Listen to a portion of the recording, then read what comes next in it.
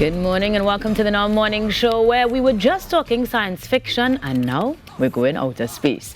At least vicariously through our next guest, who has decided that apparently this stratosphere is just not enough. We say good morning and welcome to Mr. Paterson, Mr. Kaylon Paterson, who is getting ready to be the fourth Trinbagonian to fly out to space. Good morning and welcome to the Now Morning Show. Good morning, thank you. Hi, can you hear me? It is quite the feat to decide to take on a whole different solar system. So I'm first curious as to what inspired you on this quest, beyond being the CEO, of course, of Paterson Aerospace Systems Incorporated. We want to know what was the inspiration and the motivation to decide to go outer space. So when I was in secondary school, I was very fascinated by difficult questions, and I was torn between biology and physics. Then when I was studying for CXC, actually, I spent a lot of time in the National Library in Port of Spain, and I started reading a lot of the physics books that were there and just got so fascinated by the possibilities and the unanswered questions regarding like aerospace engineering and those things. And so that was really the initial motivation that got me here. Now, aerospace actually covers both, yes, space travel, but also aircrafts and aircraft creation altogether. You really chose to go with the more less explored of the two then, very deliberately, yes? Yes, now, definitely. Go ahead. Go right ahead.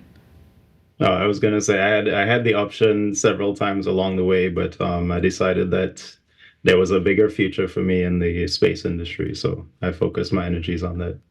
Right. Now, that would have also led to the development of the RSW Systems Corporation that you own and are the CEO of, and therein created the opportunities to connect with other entities like the Institute's Horizons Zero Gravity Flying Program. Tell me a little bit about how the two are related, just so that we can connect the dots for persons who aren't familiar.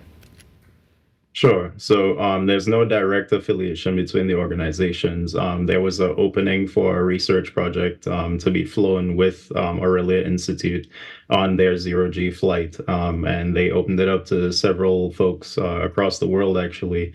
And we pitched our idea because we were getting up to a phase in our development that we required some prototyping and some testing. And so we pitched it, we got in, we did pretty well in the initial preparations, got to get reviewed by an astronaut, Katie Coleman, and, you know, continuing on to now, we had a few setbacks in terms of timeline for the actual test, but, you know, we're going to be flying on Friday, so it's a good thing. It's a good thing, he says. Like it's a regular trip to the grocery. Sure. Now, the preparation towards that end, because we're talking about this week, making that incredible journey and being the fourth Trinidadian to do so. Tell me a little bit as to the training process or the training leading up to the actual trip, and perhaps how that might have been impacted in any way by your Trinbagonian tendencies. Definitely. Well, obviously, there's a lot of research and science that goes into it. So, you know, my passion for this started from back home in Trinidad, and pushed me to this point. But also, the entire idea of the project that we're flying, as well as what my company does, is it's focused on environmental sustainability in the space industry.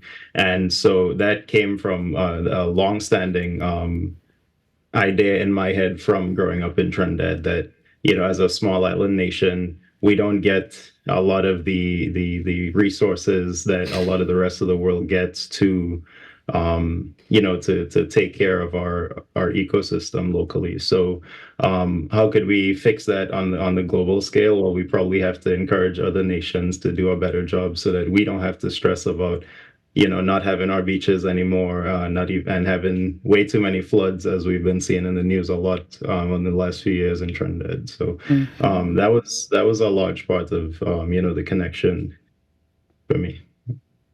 No, I'm glad that you spoke about relatively Well, they're to home topics really and truly. When we talk climate change, we talk about the heat we're experiencing. You're not home to experience it, but we're talking about all of those things. How does your flight into zero gravity translate towards that end?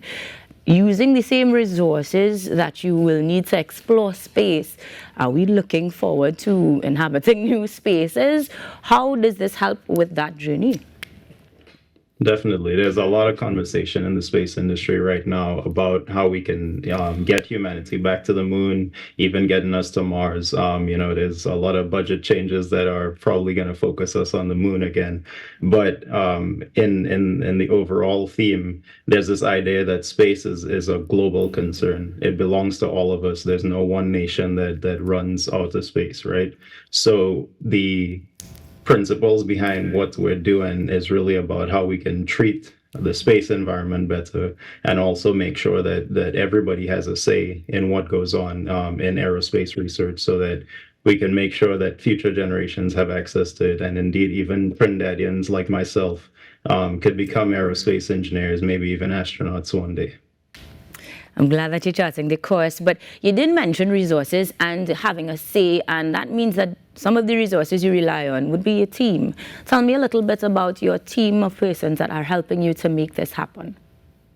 Definitely. Well, there's a good moment to shout out some of my team members. Kurt Whitaker, who is currently in Trinidad, a really brilliant software engineer and IT person. He has been very fundamental in the starting of our company and really figuring out how we can do this thing right. Technology-wise, software-wise.